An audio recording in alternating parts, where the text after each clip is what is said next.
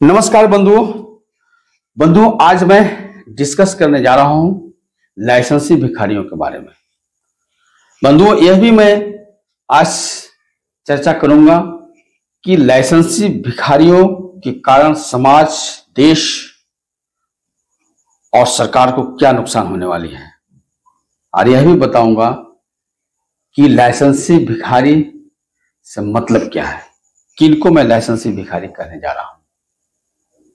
तो बंधुओं, हमारे साथ लास्ट तक बने रहिए। आप पूरा वीडियो को जरूर देखिए, इसकी मत कीजिएगा। बहुत ही इच्छाप्रद और बहुत ही रोमांचक यह डिस्कशन होने वाला है।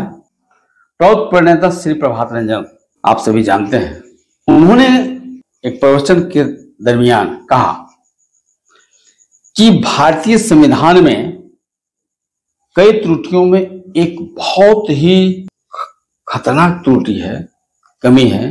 वह है भारतीय संविधान के तहत कहीं भी ऐसा प्रावधान नहीं है जिसके द्वारा भारत में रहने वाले हर एक नागरिक के क्रय क्षमता को लगातार बढ़ाया जाए, जिसके द्वारा भारत में रहने वाले हर एक नागरिक को मिनिमम रिक्वायरमेंट फुलफिल किया जाए। बंधुओं, आप सभी जानते हैं कि हर एक व्यक्ति को सरवाइव करने के लिए, उसके अपने लक्ष्य तक पहुंचने के लिए 5 मूलभूत आवश्यकताएं हैं: भोजन, वस्त्र, शिक्षा, चिकित्सा, आवास।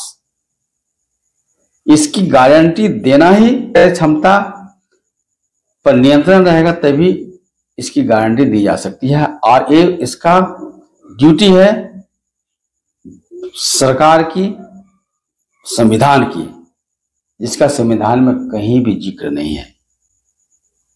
फलस्वरूप आज माध्यमों से कोई नौकरी करता है, कोई बिजनेस करता है, कोई मजदूरी करता है, कोई खेती करता है, उन माध्यमों से जो आमदनी हो रही है, उस आमदनी से लोग ये जो मिनिमम रिक्वायरमेंट है उसकी पूर्ति नहीं कर पा रहे हैं। इसलिए हर एक व्यक्ति मतलब कि 99% जो है कुल पॉपुलेशन का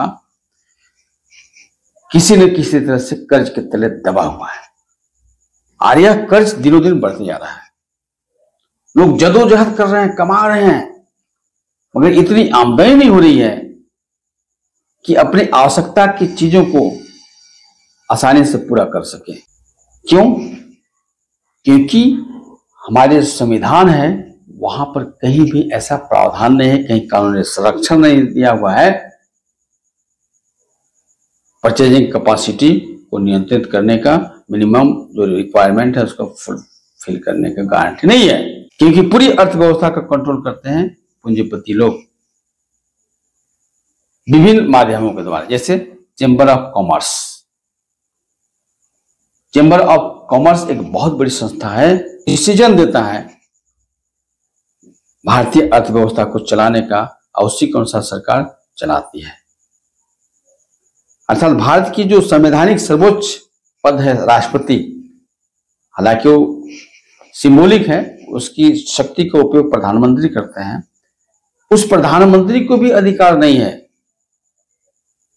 भारतीय अर्थव्यवस्था में किसी तरह का छेड़छाड़ करने का या उसको कंट्रोल करने का, बिना पूंजीपतियों के सलाह के नहीं कर सकता। आरबीआई भी जो है वो पूंजीपतियों का ही एक उपक्रम है।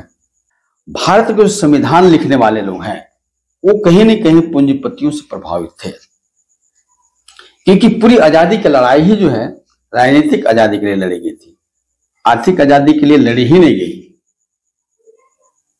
अर्थात मूल उद्देश्य था अंग्रेजों के यहां से भगाना और उनके जगह पर भारत के जो शोषक वर्ग हैं उनका नियंत्रण स्थापित करना। इसलिए उन्हीं के नियंत्रण में संविधान में लिखा गया। राजनीतिक व्यवस्था के बारे में तो पूरे उसमें प्रावधान है, लेकिन अर्थव्यवस्था के बारे में कोई प्रावधान नहीं है। परिणाम स्वरूप बंधुओं, आप देख रहे हैं कि निरंतर जो आर्थिक विषमता बढ़ती जा रही है, लोगों की क्रय क्षमता घटती जा रही है, लोगों के माथे पर कर्ज बढ़ते जा रहा है, उसके चलते आक्रोश कहीं ना कहीं लोगों में फैल रहा है।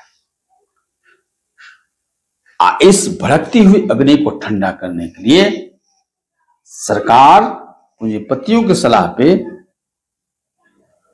तरह तरह के निःशुल्क धन देने की योजना बनाकर दे रही है। जैसे भारत में मैया सम्मान योजना 2,500 हजार रुपए बिना काम धंधा के, जबकि शरीर से भी स्वस्थ हैं, मन से भी स्वस्थ हैं, आराम से कमा सकते हैं, इनकम कर सकते हैं, उनको फ्री में दिया जा रहा है, आलसी बनाया जा रहा है। उसी तरह से लाडली बहना योजना मध्य प्रदेश में, वो अनाज दिया जा रहा है फ्री में। तो इसीलिए मैं कह रहा हूं बंधुओं कि फ्री में उसी को दिया जाता है जो शरीर से मन से अक्षम होते हैं, कमा नहीं सकते हैं, काम नहीं कर सकते। किंतु ये जिनको दिया जा रहा है सरकार के द्वारा, सभी लोग शरीर मन से स्वस्थ है, फिर भी दिया जा रहा है, अर्थात ये लोग लाइसेंसी भिखारी हैं। लाइसेंसी भिखारी बनाया जा रहा है। क्यों? क्योंकि इनकी पूंजीपतियों के शोषण के द्वारा जो आक्रोश पैदा हो रहा है, अग्नि पैदा हो रही है, उसको ठंडा करने के लिए, और यही बंधुओं भविष्य में एक भयंकर विस्फोट होगा, ज्वालामुखी विस्फोट की तरह होगा, और पूरे समाज को, पूरी अर्थव्यवस्था को, पूरे राष्ट्र को चरमरा देगा। तो भविष्य बहुत ही भयावह होने वाला है। सभी बुद्धिजीवियों, सभी मध्यम वर्गियों से श्री प्रभात रंजन सरकार आह्वान करते हैं कि आप मिलजुल करके ऐसा संविधान बनावें, ऐसा संविधान लिखें, फिर से उसमें आमूलचूल परिवर्तन करने की आवश्यकता है, जिसमें 100% रोजगार की गारंटी हो, उत्तरोत्तर क्रय क्षमता बढ़ता रहे, जो मिनिमम फंडामेंटल रिक्वायरमेंट है उसकी पूर्ति की गारंटी मिले। ऐसा होगा तभी सबका कल्याण है। नहीं तो ये जो भारतीय संविधान में प्रस्तावना है ना कि लोकतंत्रात्मक संपूर्ण प्रभुत्व कल्याणकारी राज्य बनाने के लिए, तो कल्याण फल्याण कुछ नहीं होगा, सब बर्बाद हो जाएगा।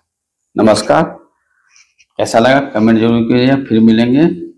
इसी तरह से और संविधान में त्रुटियां हैं उनको लेकर के सामने आएंगे, और आपको आपका जो नजर है ना, आंख जो बंद हुई है उसको खोलेंगे।